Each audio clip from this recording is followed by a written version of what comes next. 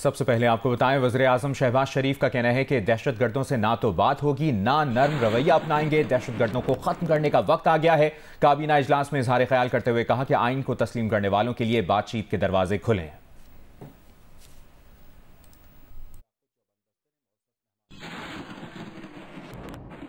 बलूचिस्तान में जो दहशतगर्दी के कल जो ताज़ा वाक़यात हुए हैं, उनकी जितनी भी मजम्मत की जाए कम है।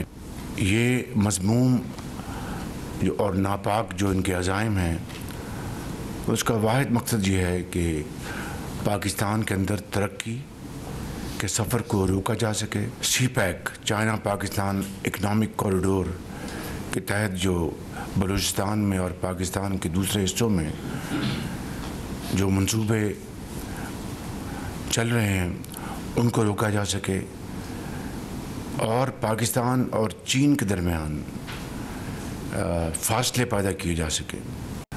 जो इस आड़ में कि दोस्त ना दुश्मन, उनके साथ ना कोई बातचीत हो सकती है, ना उनके साथ कोई किस्म का नरम रवैया अख्तियार किया जा सकता है। ये वाज़ेह पैगाम है। पिछले चंद माह से जो लहर है KP में, जनूबी जो हमारा जो KP का हिस्सा है, डेरा इस्माइल ख़ान, करक और दूसरे इलाके, वहाँ पर भी दहशतगर्दों ने बेगुनाह पाकिस्तानियों को शहीद किया।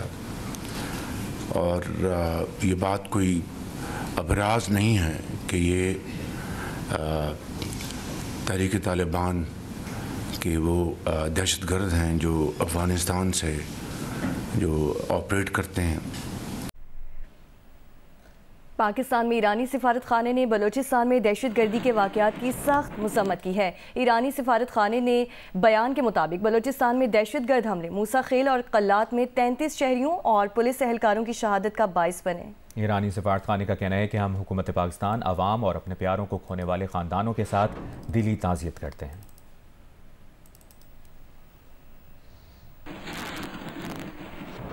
वज़ीर-ए-आज़म की खुसूसी हिदायत पर वफाकी वज़ीर दाखिला मोहसिन नकवी आज कोयटा जाएंगे। वज़ीर दाखिला मोहसिन नकवी और वज़ीर आला बलूचिस्तान सरफराज बुगटी अमन व अमान से मुतालिक इजलास की सदारत करेंगे। सूबाई वज़रा, इंस्पेक्टर जनरल पुलिस, कानून नाफिज करने वाले इदारों के आला हुक्काम भी शरीक होंगे।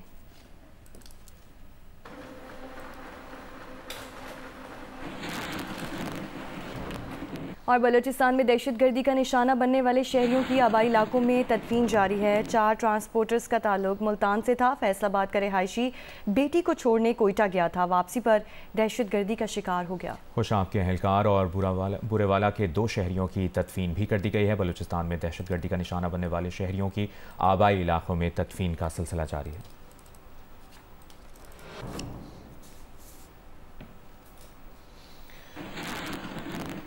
आगे बढ़ते हैं, आपको बताएं, सिंध, पंजाब, खैबर पख्तूनख्वा और आज़ाद कश्मीर के मुख्तलिफ इलाकों में कहीं हल्की कहीं तेज़ बारिश का सिलसिला जारी है। सिंध में सैलाबी रेलों से कई देहात और फसलें मुतासर हुई हैं। पंजाब में नशेबी इलाके भी ज़ेर-ए-आब आ गए हैं। इलाका मकीनों को शदीद मुश्किलात का सामना है। सिंध, पंजाब, खैबर पख्तूनख्वा और आज़ाद कश्मीर में जारी बारिश से हब्स का जोर टूट गया। सिंध के शहर दादू थरपारकर समेत मुतअद्दिद इलाकों में तूफानी बारिश का सिलसिला जारी है। दादू मोरो पुल के मकाम पर पानी की सतह बुलंद हो गई। केरथा जुनूबी हिस्से में वाक़ नदी हिलेली में तग़यानी आ गई है। कच्चे के मजीद 40 देहात ज़ेर-ए-आब आ गए। 210 मुतासरा देहात का शहर से जमीनी राब्ता मुनक़ता है। इलाका मकीन कश्तियों का इस्तेमाल करने पर मजबूर है। पंजाब में हाफजाबाद, शकरगढ़, जफरवाल, जेहलम, खुशाब, भक्कर में आनी समेत बेशतर शहरों में कहीं हल्की कहीं तेज बारिश का सिलसिला जारी है। नाला डेक जफरवाल के मकाम पर ओवरफ्लो हो गया। तीरा के करीब डैम का बंद टूटने की इत्तला पर डिप्टी कमिश्नर ने जिले भर में हाई अलर्ट जारी कर दिया है। नाला डेक के किनारे बसने वालों को फौरी महफूज मकामात पर मुंतकिल होने की हिदायत भी की गई है। खैबर पख्तूनख्वा के जिला डेरा इस्माइल खान, बन्नू और सवाबी में भी बारिश जारी है। मौसम खुशगवार हो गया है। मुजफ्फराबाद, धीरकोट, भिम्बर और नकियाल आजाद कश्मीर में जारी बारिश से नदी नालों के बहाव में इजाफा हो गया है। और ताकतवर मानसून सिस्टम का मरकज़ कल रात जनूबी सिंध में दाखिल हो सकता है। सिस्टम के ज़ेरे असर सिंध के मुख्तलिफ शहरों में आइंदा 4 से 5 रोज़ के दौरान शदीद आंधी और गरज चमक के साथ मूसलाधार बारिश की पेशगोई की जा रही है। जियो न्यूज़ की नुमाइंदा उनीबा ज़मीर शाह ने चीफ मेट्रोलॉजिस्ट सरदार सरफराज से बात की है। आइए आपको दिखाते हैं। ताकतवर मानसून का कम दबाव डीप डिप्रेशन की सूरत में इस वक्त गुजरात पर मौजूद है। 29 अगस्त तक इसका जो मरकज़ है वो बहर अरब में दाखिल हो सकता है। अभी ये सिस्टम पूरी तरह से सिंध में दाखिल नहीं हुआ है, लेकिन इस सिस्टम के ज़रिए से ताकतवर मानसून हवाएं सिंध पर असरअंदाज हो रही हैं। और कल जिस शिद्दत की आपने गरज चमक देखी कराची में और जिस शिद्दत की तेज़ हवाएं आपने देखी, तो वो इस सिस्टम के असरात अभी से वाज़े कर रही हैं कि ये कितना ताकतवर सिस्टम है। इस वक्त सरदार सरफराज साहब हमारे साथ मौजूद हैं, इनसे जानते हैं कि सिस्टम कितना ताकतवर है। कल सुबह तक तो डिप्रेशन था और अब ये कल सुबह के बाद इंटेंसिफाई होकर अब डीप डिप्रेशन की स्टेज है, उस स्टेज में है। डीप डिप्रेशन का मतलब ये होता है कि साइक्लोन से जस्ट एक स्टेज पे नीचे कि अगले 4-5 दिन बहुत शिद्दत की मूसलाधार बारिशें मुतवक्की हैं। शदीद आंधी चल सकती है, यानी 60 से 70 किलोमीटर फी घंटा की रफ्तार से दोबारा हवाएं चल सकती हैं, किसी भी वक्त चल सकती हैं। ये लैंड से भी सिस्टम आ रहा है, फिर बहर में आने के बाद समंदर से भी बादल आएंगे। क्या 2020 वाली कंडीशन तो नहीं होने का इम्कान कराची में? इंटेंसिटी वाइज हम बात करें तो उस 2020 में तो लो प्रेशर था, इस तरह का कोई डीप डिप्रेशन नहीं था, ये तो डीप डिप्रेशन है। तो इंटेंसिटी वाइज तो ये स्ट्रांगर है उससे, लेकिन अब डिपेंड करता है कि ये अगर मतलब तेज़ी से निकल जाता है तो फिर तो ठीक है, अगर स्टे कर जाता है, स्टेशनरी हो जाता है 24 से 36 घंटों के लिए, तो फिर जाहिर है कि 2020 की फिगर भी इससे क्रॉस कर सकते हैं। जी हाँ, महकमा मौसमियात की जानिब से कहा गया है कि इस पूरे स्पेल के दौरान यानी 31 अगस्त तक की अगर वक्फे से बारिश होती है तो कराची में तकरीबन 200 मिलीमीटर तक बारिश हो सकती है, जबकि सितंबर के इब्तदाई दिनों में भी एक और मानसून सिस्टम खलीज बंगाल में बन सकता है। लेकिन आइंदा आने वाले दिनों में वाज़ेह होगा कि इसका ट्रैक कहाँ पर रहता है और किन किन इलाकों पर यह असरअंदाज हो सकता है। जी, कराची में गुज़श्ता रात से सुबह तक होने वाली बारिश के बाद कायदाबाद में बरसाती पानी जमा है। हुकूमती मशीनरी भी पानी की निकासी के लिए सड़कों पर नजर आ रही है। इसकी तफसील बता रहे हैं राना जावेद। जी बिल्कुल, कल कराची में होने वाली बारिशों के बाद कराची के मुख्तलिफ मुकामात से जो पानी की निकासी का अमल है वो मुकम्मल हो चुका है, लेकिन कई मुकामात अब भी ऐसे हैं जहां पानी मौजूद है। मैं इस वक्त कराची के इलाके कायदाबाद पे मौजूद हूँ। कायदाबाद उन इलाकों में है जहां कल ज़्यादा बारिशें हुई हैं, तकरीबन 52 मिलीमीटर बारिश महकमा मौसमियात के मुताबिक कायदाबाद पर हुई है। और कायदाबाद के जो मुख्तलिफ इलाके हैं वहाँ से कुछ इलाकों से पानी को जो है निकाला जा चुका है, लेकिन बहुत से इलाके अब भी ऐसे हैं जहाँ पानी मौजूद है। इस वक्त भी कायदाबाद पुल है उसकी तरफ का मुकाम है जहाँ आप देख सकते हैं कि पानी मौजूद है, जिसकी वजह से मोटरसाइकिल सवारों को, बसों को और दीगर जो सवारियाँ हैं उनको परेशानी का सामना है। कुछ इलाकों से पानी निकाला जा चुका है, लेकिन अब भी बहुत से इलाके ऐसे हैं जहाँ पर निकासी का अमल मुकम्मल नहीं हो सका है और बारिश का पानी अब भी मौजूद है। जी, और कराची में गुज़श्ता रात वक्फे से होने वाली बारिश ने सड़कों के मयार की कलई खोल दी। सनती हब साइट एरिया की मुतादिद सड़कें तबाहाली का शिकार हैं। शवाला असलम इस वक्त वहाँ पर मौजूद हैं, उनसे मज़ीद जानेंगे। इस वक्त हम आपको नौरस सुरंगी साइड एरिया से रिपोर्ट कर रहे हैं और ये चूँकि जो इंडस्ट्रियल हब है वो ये इलाका कहलाता है। मैं अपने कैमरामैन हुसैन इकबाल से कहूँगी कि वो यहाँ पर आपको इन सड़कों के मनाजिर दिखाएं कि आप ये देख सकते हैं कि ये जो सड़कें हैं वो तबाहाली का शिकार हैं। जगह जगह जो बड़े बड़े गड्ढे हैं वो मौजूद हैं। गाड़ियाँ यहाँ से अचकोले खाती हुई गुजर रही हैं। हैवी गाड़ियों का यहाँ से गुजर होता है और बड़ी बड़ी गाड़ियाँ यहाँ से गुजरती हैं, लेकिन हम ये देख रहे हैं कि जो खस्ता हालत है ये काफ़ी ज़्यादा पहले से है। और इस सड़क को ये देखकर ऐसा लग रहा है कि यहाँ पर जो मरम्मती काम है वो काफी वक्त से नहीं किया गया है और शहरी काफी ज्यादा परेशान है, क्योंकि इस सड़क की काफी ज्यादा अहमियत भी है। इंडस्ट्रियल अभी बराह रास्त देखिए, इस्लामाबाद में मुशीर बराए कानून और इंसाफ बैरिस्टर अकील मलिक मीडिया से गुफ्तगू कर रहे हैं। क्योंकि इंतशारी टोला तो ये पहले ही सही था, लेकिन आपस का जो इनका इख्तलाफ है और पार्टी पे कब्जा करने की कोशिशें हैं। एक ग्रुप कहता है कि मैं इसकी बात नहीं मानूंगी और दूसरा ग्रुप कहता है कि मैं इसकी बात नहीं मानूंगी। तो पार्टी को तो ये अपना नुकसान खुद ही कर रहे हैं और अल्हम्दुलिल्लाह ना हुकूमत को ना हमारी दीगर जो इत्तेहादी जमातें उन्हें कुछ करने की ज़रूरत है। क्योंकि एक बात तो वाज़ेह है कि इस नोक जोक और चपकलिश की मिसाल आपको किसी स्टार प्लस के ड्रामे में भी नहीं मिलती। ये कैसी कसौटी है कि जिसमें अलीमा साहिबा कहती हैं कि बुशरा की किसी बात पे एतबार ना करना, बुशरा की कोई बात ना मानना, बुशरा का कोई पैगाम। आपने देखा कि रऊफ़ हसन के साथ जो उनकी चैट सामने मंजर आम पे आई, वो चैट क्या थी कि रऊफ़ हसन साहब को कहा जा रहा था कि ये पैगाम आगे मत देना। तो ये तमाम तर ऐसी चीज़ें हैं कि बानी PTI अपने ही लोगों के हाथ पिट रहे हैं, अपनी ही पार्टी के अरकान के हाथ पिट रहे हैं और इस पार्टी का कोई हाल नहीं है। इस पार्टी के आपस में अंदरूनी तौर पे अपने जो इख्तलाफात हैं और जिस खलफशारी का ये शिकार है वो अब कौम के और आवाम के सामने है। ये इंतशारी टोला अब इख्तलाफी टोले में बदलता चला जा रहा है और इस टोले का सिर्फ वाहिद हल यही है कि ये टोला खुद ही आपस में लड़ के मर के ख़त्म शुद्ध हो जाएगा।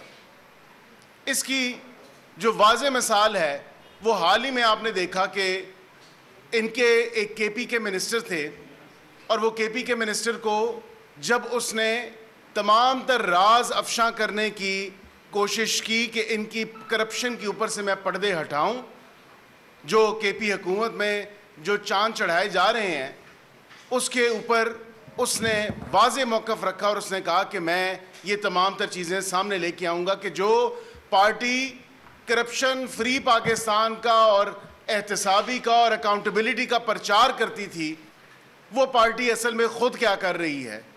वो पार्टी असल में ख़ुद दोनों हाथों से पिछले 12 साल से केपी सूबे को लूटे हुए है और फिर सारा मलबा आके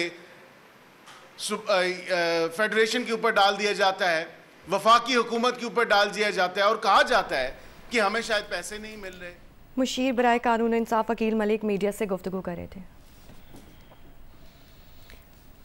और अभी आपको बताएं, चीनी वजारत खारजा ने पाकिस्तान में दहशतगर्द हमलों की शदीद मजम्मत की है। चीनी वजारत खारजा का कहना है कि दहशतगर्दी के खिलाफ कार्रवाइयों में पाकिस्तान की भरपूर हिमायत जारी रखेंगे। चीनी वजारत खारजा ने पाकिस्तान में दहशतगर्द हमलों की शदीद अल्फाज में मजम्मत की है। चीनी वजारत खारजा का कहना है कि दहशतगर्दी के खिलाफ कार्रवाइयों में पाकिस्तान की भरपूर हिमायत जारी रखेंगे।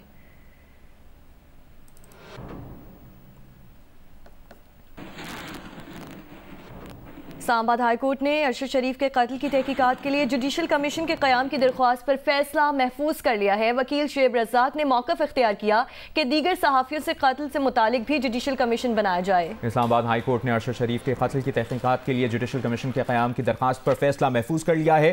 वकील शुएब रज़ाक ने मौक़िफ़ इख्तियार किया है कि दीगर सहाफ़ियों के कत्ल से मुतालिक भी जुडिशल कमीशन बनाया जाए।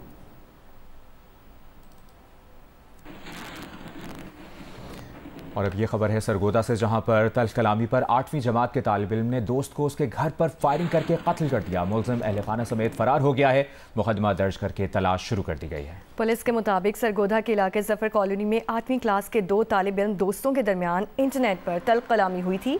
एक तालिब इल्म ने दूसरे तालिब इल्म को घर जाकर फायरिंग करके कत्ल कर दिया। मुलजिम और उसके अहले खाना फरार हो गए। मकतूल तालिब इल्म के वालिद की मुद्दत में मुकदमा दर्ज कर लिया गया है। लाश वर्सा के हवाले कर दी गई। मुलजिम की गिरफ्तारी के लिए कोशिशें जारी हैं।